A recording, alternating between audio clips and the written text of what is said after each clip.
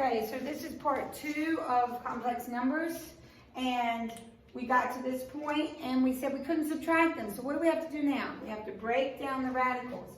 So 18 is the same as 9 times 2. That's going to leave me with 3i root 2. 8 factors how? 4 times 2. That leaves me with 2i root 2 for a total of I root 2. You can put 1, but you don't have to. So let's move on here. What are we always supposed to do first? Take out an I. Always the first thing we do. So we take out an I for the negative 5. Can we just square each of these? No. What do we have to do? We have to write it twice. We have to FOIL this. So we're going to FOIL. Negative 1 times negative 1 is 1. That gives me negative I root 5. In the middle gives me another negative I root 5. And then what's I times I? That gives me I squared. What's root 5 times root 5 give me? Root 5 times root 5 gives me a regular 5. What's I squared make? Negative 5. So 1 minus 5 is negative 4. Negative I root 5 minus I root 5 is negative 2I root 5. Let's move over to this one. What do you always do first? You always take out an I. So we need to take out the I here. So negative 25 plus I root 50 divided by 15. What can we do next? So next we can simplify the 50. How can we factor that 50? 25 times 2. What's the square root of 25? Square root of 25 is 5, so that gives me 5i root 2 over 15. Is there anything else I can do to this? I can divide 25, 5, and 15 all by what number? They can all be divided by 5. 25 divided by 5 is negative 5. 5 divided by 5 is 1. 15 divided by 5 is 3.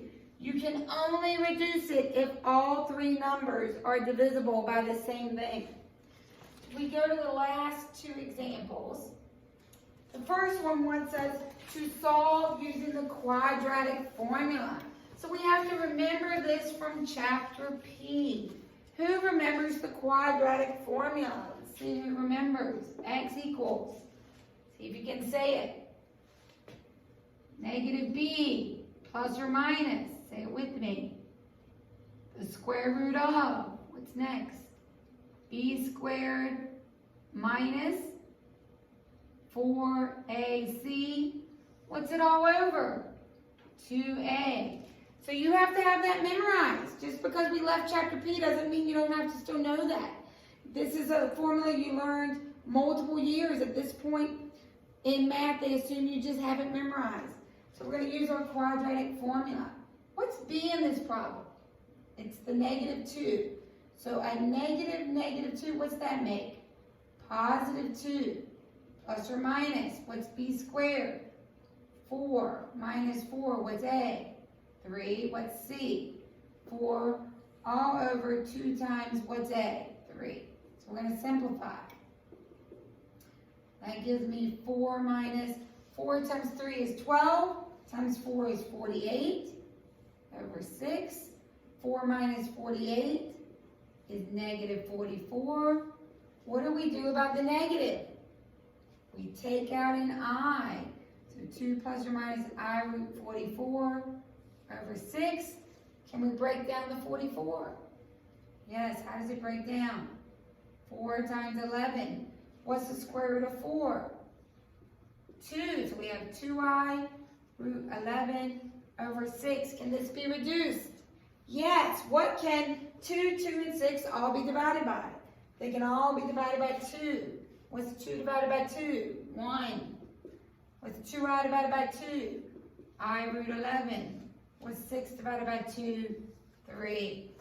So we're going on to our last example, which we have to remember the steps to completing the square. The good news is we did completing the square when we were doing circles in chapter 1. So who remembers the first step?